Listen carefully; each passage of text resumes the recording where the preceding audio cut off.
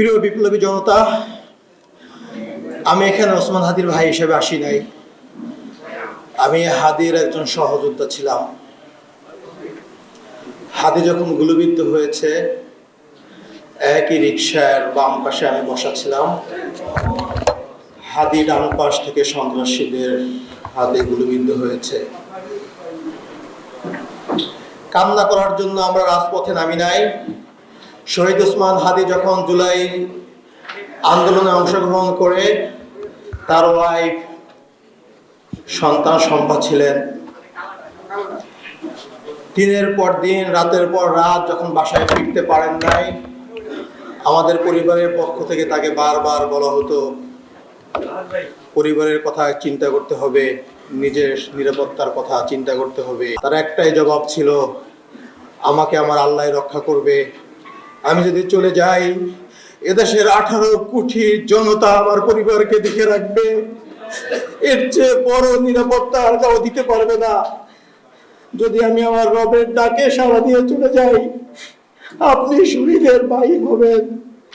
আমার মাকে বলেছিল, আমি যদি মা চলে যাই, আপনি শহীদের মা হবেন। এর চেয়ে আর গর্বের কিছু নাই। কিন্তু আমি শহীদের ভাই হতে চাই নাই। আমি চেয়েছিলাম রাজপথে বিপ্লবী ওসমানের পাশে থেকে এই বাংলাদেশকে আধিপত্যবাদ মুক্ত করতে। আমি চেয়েছিলাম ইনসাফের বাংলাদেশ যতদিন পর্যন্ত গঠন না হবে, আমরা রাজপথ ছাড়ব না। কিন্তু আজকে ওসমান চলে গেছেন। আল্লাহ ওকে তার সর্বোচ্চ পুরস্কার দিয়ে নিয়ে গেছেন। শুক্রবারের জুমার নামাজের পরে সে গুলিবিদ্ধ হয়ে পরবর্তী শুক্রবার রাতে সে ইন্তেকাল করেছেন সিঙ্গাপুরে। আমাদের পরিবার, ইনকিলাব মঞ্চের ভাই ব্রাদাররা আমরা ঘটনার আকস্মিকতায় ধুমড়ে মুচড়ে গেছি। আমরা এখনো স্বাভাবিক জীবনে ফিরতে পারি নাই। জানি না আমরা স্বাভাবিক জীবনে ফিরতে পারবো কিনা। আমাদের শহীদ পরিবার, ইনকিলাব মঞ্চ, ওসমান গনির লাখো লাখো ভালোবাসার জনগণ, বিপ্লবী ছাত্র জনতা, সবার কাছে আমার একটাই দাবি, ওসমান যে বিপ্লবী আন্দোলন করেছিলেন, সে যে আন্দোলনের জন্য শহীদ হয়েছেন, পরবর্তীতে তার অসমাপ্ত বিপ্লবকে আপনারাই সমাপ্ত করবেন ইনশাআল্লাহ। আমরা ওসমান হাদির পক্ষ থেকে কোনো পারিবারিক আর্থিক সহযোগিতা চাই না, কোনো অনুদান চাই না। শুধু একটাই চাই, ওসমান হাদির অসমাপ্ত বিপ্লবকে আপনারা সমাপ্ত করবেন। আপনারা যদি রাজি থাকেন আমার সাথে ওয়াদা করেন, ইনসাফের বাংলাদেশ গঠন না হওয়া পর্যন্ত আপনারা শান্ত হবেন না।